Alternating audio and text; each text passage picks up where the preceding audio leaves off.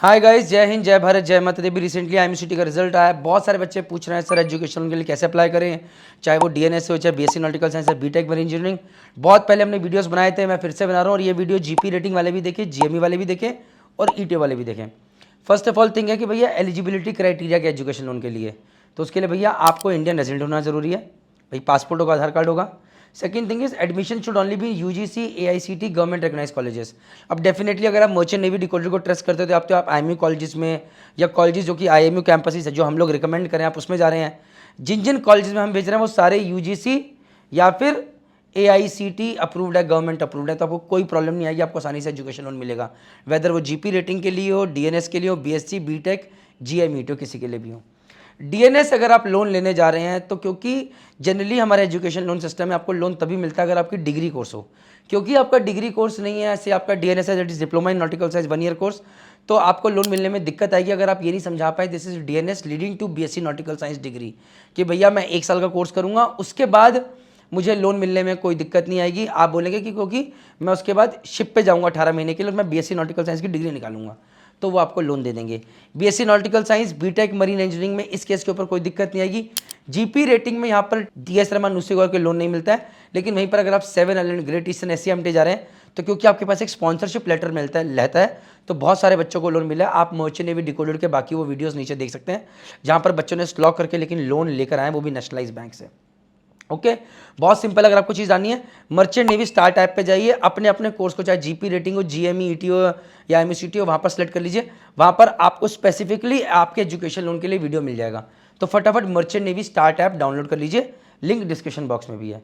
Okay उसके अलावा अब बात करते हैं, मुद्दे पे आते हैं। तो भैया अब सेम के साथ है GME के केस में या ETO के केस में, अगर आपके पास पुराना BTech आपने मैकेनिकल इंजीनियरिंग करी है, ETO में आपने कोई BTech इलेक्ट्रिकल में करी, आपका एग्जिस्टिंग लोन चल रहा है, तो आपको मुश्किल आ सकती है, अदरवाइज लोन मिल सकता है क्योंकि आपके पास स्पॉन्सरशिप लेटर रहेगा। डॉक्यूमेंट्स रिक्वायर्ड में again loan application form, passport size photographs, address and age proof, student PAN card copy, last qualifying exam marksheet कि भैया कौन सा लास्ट क्वालिफाई करा है, admission letter from the college, college prospectus with fee details, parent guarantor asset and liability details. ये क्या है भैया? Collateral documents if loan greater than 7.5 lakh. तो भैया अगर 7.5 लाख से कम का लोन है तो पेरेंट जो है, गारंटर जो है कि भैया अगर ये लोन नहीं देगा तो हम भरेंगे, उनके कुछ कुछ एसेट्स या लाइबिलिटीज़ के पेपर्स लिए जा सकते हैं या कि पूछा जा सकता है कि भैया आप गारंटर बन के साइन करेंगे। अगर पेरेंट्स सरकारी नौकरी कर रहे हैं तो कोई दिक्कत नहीं आती। दिक्कत वहाँ पर आती है जहाँ पर पेरेंट्स के बिजनेस हैं या वो लगातार ITR फाइल नहीं कर रहे हैं, तो वहाँ पर थोड़ी सी चैलेंजेस आते हैं, दिक्कत आती है। तो वहाँ पर कोई रिश्तेदार आ जाता है। मेरे केस में मेरे मामा जी गारंटर बने थे। आप समझ रहे हैं मेरी बात? लाइबिलिटी डिटेल्स के अंदर कि भैया आपके ऊपर कोई कर्जा तो नहीं, आपने क्या क्या लोन ले रखे हैं पेरेंट्स ने, वो सभी पता किया जाएगा। फिर आपकी पेरेंट की सिविल चेक की जाएगी कि भैया ये लोन डिफ़ॉल्ट तो नहीं करते कहीं, यहाँ पर भी हमसे लोन ले लें और बाद में पैसे ना दे पाए। देखो बैंक भी बिजनेस कर रहा है, वो आप RBI से कम रेट ऑफ इंटरेस्ट पे पैसे लेता है और आपको ज़्यादा रेट ऑफ इंटरेस्ट पे देता है। पूरी दुनिया बिजनेस पे चल रही है, तो वो ये नहीं चाहेंगे कि पैसा ऐसी जगह जाए जहाँ पर पैसा डूब जाए, तो वो ये चीज़ करते हैं। अगर आप 7.5 लाख से ऊपर का लोन ले रहे हैं तो भैया आपके घर के कागज़ भी गिरवी रखे जा सकते हैं, एग्रीकल्चर लैंड नहीं रखी जाएगी, कोई गाड़ी के कागज़ होंगे अगर वो एक्सपेंसिव गाड़ी है और बैंक को लगेगा कि इसके ऊपर हो सकता है, तो ये सब चीज़ें देखी जा सकती है। जनरली घर के कागज़ रहते हैं या किसी प्रॉपर्टी के कागज़ रहेंगे, एग्रीकल्चर लैंड भी इसमें नहीं आती है। ओके मोस्ट इंपॉर्टेंट जितनी मैं चीज़ें बता रहा हूँ ऊपर बता रहा हूँ, हर बैंक ना कुछ अपने क्राइटेरियाज रख देता है। तो एक चीज़ इंपॉर्टेंट है, फटाफट जाके विद्या लक्ष्मी पोर्टल के ऊपर अपने आप को रजिस्टर कर लीजिए। अगर आपको नहीं पता है तो यूट्यूब पे बहुत सारे वीडियोस डले हुए हैं, हमने भी वीडियो डाला हुआ है कि how to register on Vidya Lakshmi portal. आप सर्च कर लीजिए और विद्या लक्ष्मी पोर्टल पर रजिस्टर कर लीजिए, क्योंकि यहाँ से अपने आप बैंक्स को जाके बोल सकते हैं और बैंक्स आपको हेल्प करेंगे। एक और चीज़ मैं बीच में आपको बता रहा हूँ कि जब आप बैंक्स में अप्लाई करेंगे उससे पहले अपने स्टेट में पता कर लीजिएगा कोई सब्सिडी तो नहीं है। बहुत सारे लोग को सब्सिडाइज रेट मिक्स कर देते हैं। जैसे उत्तराखंड में बहुत सारे लोगों को सब्सिडी मिल रही थी कि भैया अगर आप नेशनलाइज बैंक से लोगे, आपके पास डोमिसाइल है उत्तराखंड का, तो आपको भैया 1% की छूट मिलेगी इंटरेस्ट पे, 2% की छूट मिलेगी। तो ये 1-2% भी मैटर करता है, तो प्लीज़ ये भी चीज़ ध्यान रखिएगा। ओके तो ये चीज़ होगी क्या क्या चैलेंज। तो चैलेंज में पेरेंट्स का सिविल सही होना बहुत ज़रूरी है, नहीं तो भैया ऐसा सॉलिड रिश्तेदार होना ज़रूरी है, नहीं तो घर के कागज़ होने ज़रूरी हैं। उसके अलावा भी अगर कोई चैलेंजेस है तो प्लीज़ हमें फ़ोन करके पूछिए, देखते हैं क्या कर सकते हैं क्या नहीं कर सकते, बट रास्ता निकल जाता है। ओके अब आता है कि भैया लोन कब से पैसे देना शुरू करेंगे। तो भैया इसमें सबसे पहली बात यह है कि सपोज कीजिए 1 लाख रुपए, सपोज कीजिए आप DNS कर रहे हैं, से आपकी 8 लाख फीस है, 4 लाख एक सेमेस्टर, 4 लाख एक सेमेस्टर। तो जब 4 लाख एक सेमेस्टर की फीस जाएगी तो वो बैंक देगा। तो भैया बैंक बोलेगा कि जी 5% तो आप दोगे, बाकी 95% मैं दूंगा। आप समझ गए? ये चीज़ आपको ध्यान रखनी है। तो हर सेमेस्टर में 5% घर से पैसे जाएंगे, 95% बैंक देगा। दूसरी चीज़, बहुत सारे बच्चे कहते हैं सर लोन अभी तक अप्रूव नहीं हुआ है और चल रहा है, और कॉलेज वाले कह रहे हैं 2 लाख रुपए दे दो, क्या करें? तो भैया चाहे कर्जे पे लेके देना हो दे दो, बस बैंक वाले से कंफर्म करा लो कि लोन अप्रूव होगा कि नहीं होगा। 100% श्योरिटी ले लो, क्योंकि इस केस में जो आपने 2 लाख रुपए दिया, बैंक आपको जब चेक काट के देगा तो 2 लाख का आपको ही चेक दे देगा। जब आप दोगे कि आपने 2 लाख रुपए कॉलेज में फीस दिया, आपको पैसे वापस कर देगा बैंक। वो भी कोई टेंशन वाली बात नहीं है। ओके, पैसे कब से देने शुरू करने हैं? तो सपोज कीजिए आपका 1 साल का कोर्स है, 3 साल का कोर्स है, 4 साल का कोर्स है, तो जब आप बैंक लोन चल रहा होगा, जब आप कॉलेज में पढ़ रहे हैं, उस टाइम पे लगेगा सिर्फ सिंपल इंटरेस्ट। अब आई होप मैं ज़्यादा डिटेल में जाऊंगा कि सिंपल इंटरेस्ट और कंपाउंड इंटरेस्ट में क्या फ़र्क है, बट उस टाइम पे सिर्फ सिंपल इंटरेस्ट लगेगा।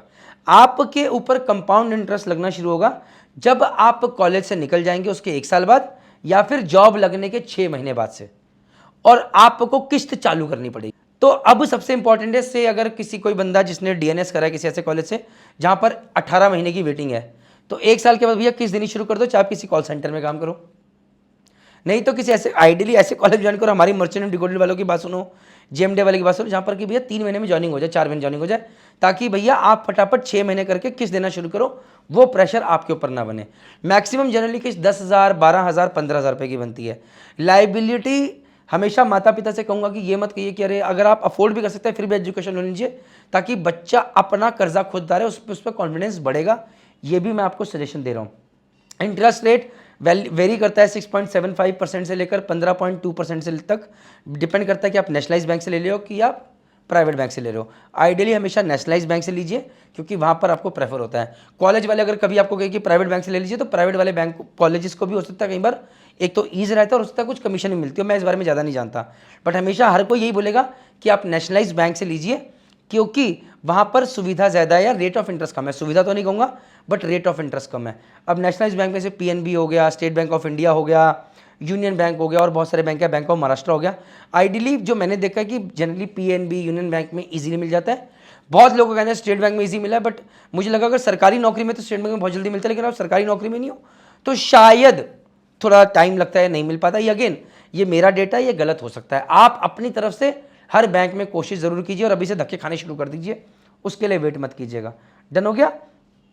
उसके अलावा जो इंपॉर्टेंट चीज़ है, प्लीज़ पेरेंट्स अपना अभी के अभी सिबिल स्कोर चेक करें। अगर वो 600 से नीचे है तो आपको लोन मिलने में दिक्कत होगी।